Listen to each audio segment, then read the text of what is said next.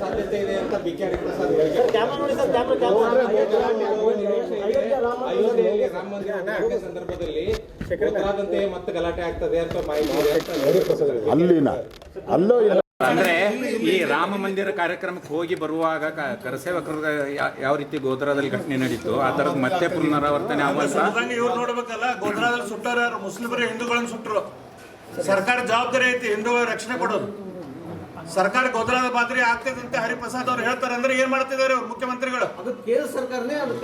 ಗೋಧ್ರಾದಲ್ಲಿ ಸುಟ್ಟೋರು ಯಾರು? ಹಿಂದೂಗಳನ್ನು ಸುಟ್ಟೋರು ಯಾರು? ಮುಸ್ಲಿಮ್ಸ್ ಅಲ್ಲ.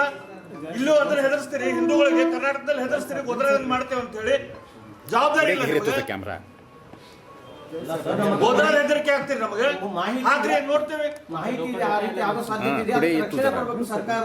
ಗೋಧ್ರಾದಲ್ಲಿ ಮಾಡಿದವ್ರು ಯಾರು? ಗೋಧ್ರಾದಲ್ಲಿ ಮಾಡಿದಂಗೆ ಮಾಡ್ತೇವೆ ಅಂತಂದ್ರೆ ನಿಮ್ಗೇನು ಜವಾಬ್ದಾರಿ ಇಲ್ಲ?